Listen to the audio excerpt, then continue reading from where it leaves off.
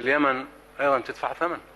نحن مع الحوار، مع حقن الدم، مع إعادة إشراقة اليمن التي منذ زمن قديم تقدم لنا نموذج الحكم العادل. امرأة صعقت الجو اليمني، بلقيس، وتتحدث بلغة حكيمة،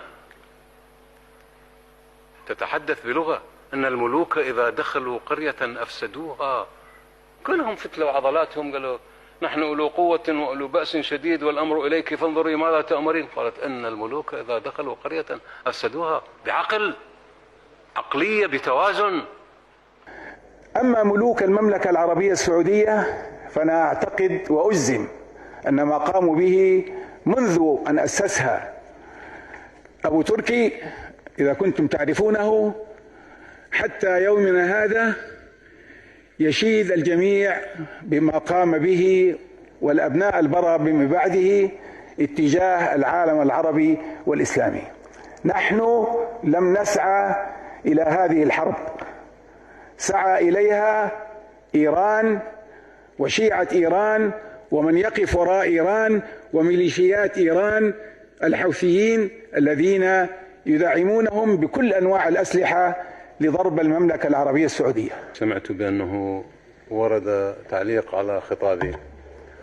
التعليقات صدري يتسع لكل تعليق ولأي متحدث مهما كان، بس المفروض أن يكون النقد نقد دقيق وأمين، لا يحمل النص اللي أنا قلته غير اللي أنا قايله.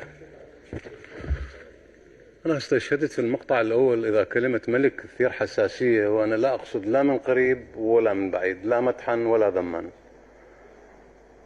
نقلت عن الرسول صلى الله عليه وسلم قال اذهبوا إلى الحبشة فإن فيها ملكا لا يظلم عنده أحد.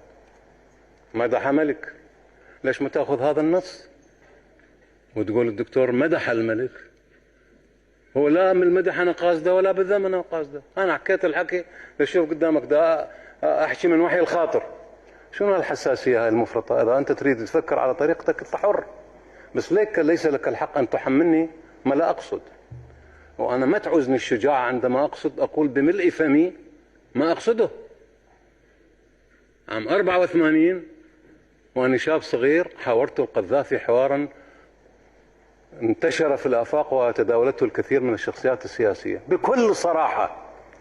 قلت لا أتمنه، ما يحتاج واحد أنا موجود هنا، كان بإمكانه لو حريص يقول لي أنت تقصد وتعال هنا، أنا ما طول تيجي تقصد، إذا أنا راح أجاوب، أنا راح أقول لك أقصد أو ما أقصد. أنت ما من حقك تحملني مقاصد إسقاطاتك الذهنية. أنا ما أقصد، أنا استوني جاء صار لي 12 يوم 14 يوم جاي من الحج وداخل على ضيافة الملك وحضرت مائدة العشاء مالته. شنو القضية؟ يعني هذه فد أشياء عجيبة غريبة. أنت ما من حقك تحملني كلام أنا ما قصده وتذكره في غيابي. أنا موجود تيجي تقول لي هنا، أما تخصني وحدي وهذه مكرمة، أو تريد تقولها بس قولها بأمانة وبدقة. أما تعلق علي وأنا برا هذه مو صحيحة. ما أقول أكثر من هذا، وإذا سمعت كلام أكمل كلام آخر أقول غير هذا. فخلوني بهذا الدقة أنا أجيب أن هذا الكلام غير صحيح، وما كان ينبغي أن يناقش رأيي وأنا برا، مثل ما أنا ما ناقش واحد وهو قاعد برا.